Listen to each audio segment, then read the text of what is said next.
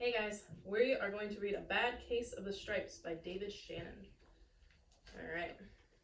Camilla Cream loved lima beans, but she never ate them. All of her friends hated lima beans, and she wanted to fit in. Camilla was always worried about what other people thought of her. Today, she was fretting even more than usual. It was the first day of school, and she couldn't decide what to wear. There were so many people to impress. She tried 42 outfits, but none seemed quite right. She put on a pretty red dress and looked in the mirror. Then she screamed. Her mother ran into the room and she screamed too. "Oh my heavens," she cried. "You're completely covered in stripes." She looked like a rainbow. Miss Cream felt Camilla's forehead. "Do you feel all right?" she asked. "I feel fine," Camilla answered, "but just look at me."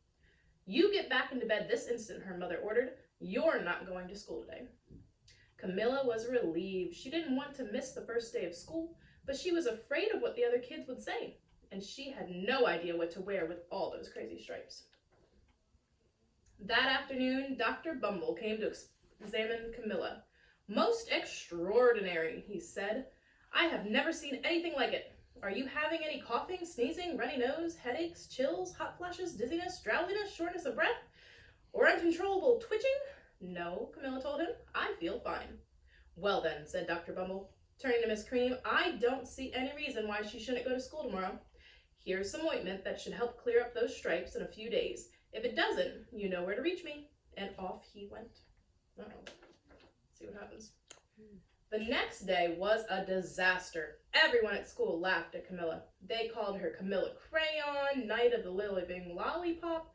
She tried her best to act if everything were normal, but when the class said the Pledge of Allegiance, her stripes turned red, white, and blue, and she broke out in stars. Oh my goodness. The other kids thought this was great. One yelled out, "Let's see some purple polka dots." Sure enough, Camilla turned all polka dotted purple. Someone else shouted, "Checkerboard," and a pattern of squares covered her skin. Soon everyone was calling out different shapes and colors, and poor Camilla was changing faster than you can change channels on TV. That night, Miss Harms, the school's principal, called. "I'm sorry, Miss Cream," she said. "I'm going to have to ask you to keep Camilla home from school. She is just too much of a distraction, and I've been getting calls from the other parents. They're afraid those stripes might be contagious." Camilla was so embarrassed she could not believe that 2 days ago everyone liked her. Now nobody wanted to be in the same room with her. Her father tried to make her feel better. "Is there anything I can get you, sweetheart?" he asked. "No, thank you," she sighed. What she really wanted was a nice plate of lima beans, but she had been laughed at enough for one day. "Well, I see," said Dr. Bumble, mumbled when Miss Cream phoned the next day. "I think I'd better bring in the specialist. We'll be right over." About an hour later, Dr. Bumble arrived with 4 people in long white coats. He introduced them to the Creams. "This is Dr. Grop, Dr. Sponge, Dr. Cricket, and Dr. Young." Then the specialist went to work on Camilla. They squeezed and jabbed, tapped and tested. It was very uncomfortable. "Well, it's not the mumps," concluded Dr. Grop. "Or the measles," said Dr. Sponge. "Definitely not the chickenpox," put in Dr. Cricket. "Or sunburn," said Dr. Young. "Try these," said the specialist. They each handed her a bottle filled with different colored pills. "Take one each before bed," said Dr. Grop. Then they filed out the front door, followed by Dr. Bumble. That night, Camilla took her medicine, and it was awful. When she woke up the next morning, she did not feel different, but when she got dressed, her clothes didn't fit right. She looked in the mirror, and there, staring back at her, was a giant, multicolored pill with her face on it. Dr. Bumble rushed over as soon as Miss Cream called, but this time, instead of specialists, he brought experts. Dr. Gourd and Mr. Mellon were the finest scientific minds in the land. Once again, Camilla was poked and prodded, looked and listened to. The experts wrote down lots of numbers. Then they huddled together and whispered. Dr. Gourd finally spoke. "It might be a virus," he announced with authority. Suddenly, fuzzy little virus balls appeared all over Camilla. "Or possibly some form of bacteria," said Dr. Mellon. Out popped squiggly little bacteria tails. "Or it could be a fungus," said Dr. Gourd. Instantly, Camilla was covered with different colored fungus blotches. The experts looked at Camilla, then at each other.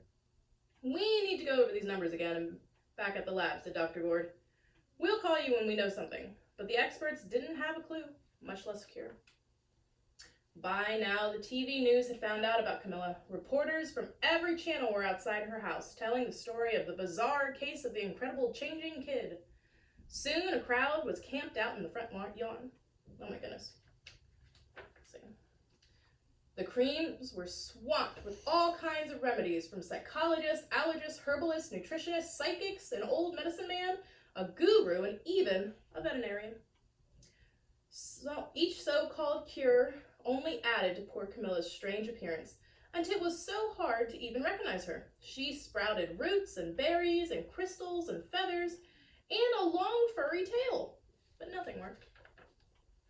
One day, a woman who called herself an environmental therapist claimed she could cure Camilla. Close your eyes, she said, breathe deeply, and become one with your room. I wish you hadn't said that, Camilla groaned. Slowly, she started to melt into the walls of her room. Her bed became her mouth, her nose was a dresser, and 2 paintings were her eyes. The therapist screamed and ran out of the house. What are we going to do? Cried Miss Cream. It just keeps getting worse and worse. And she began to sob. At that moment, Miss Cream heard a quiet little knock at the front door. She opened it, and there stood an old woman who was just as plump and sweet as a strawberry. Excuse me, she said brightly, but I think I can help. She went into Camilla's room and looked around. My goodness, she said with a shake of her head. What we have here is a bad case of stripes. One of the worst I've ever seen. She pulled a container of small green beans from her bag. Here, she said, these might do the trick. Are those magic beans? Asked Miss Cream. Oh my, no, replied the kind old woman. There's no such thing. These are plain old lima beans. I'll bet you'd like some, wouldn't you? She asked Camilla. Camilla wanted a big heaping spoonful of lima beans, more than just about anything, but she was still afraid to admit it. Yuck, she said. No one likes lima beans, especially me. Oh dear, said the woman sadly. I guess I was wrong about you. She put the beans back in her bag and started towards the door. Camilla watched the old woman walk away. Those beans would taste so good. And being laughed at for eating them was nothing compared to what she'd been going through. She finally couldn't stand it. Wait, she cried. The truth is, I really love lima beans. I thought so, said the old woman with a smile. She took a handful of beans and popped them in Camilla's mouth. Said Camilla. Suddenly, the branches, feathers, and squiggly tails began to disappear. The whole room swirled around. When it stopped, there stood Camilla, and everything was back to normal. I'm cured, she shouted. Yes, said the old woman. I knew the real you was there somewhere. She patted Camilla on the head. Then she went outside and vanished into the crowd. Afterward, Camilla wasn't quite the same. Some of the kids at school said she was weird, but she didn't care a bit. She ate all the lima beans she wanted, and she never even had a touch of stripes again. That was Stripes.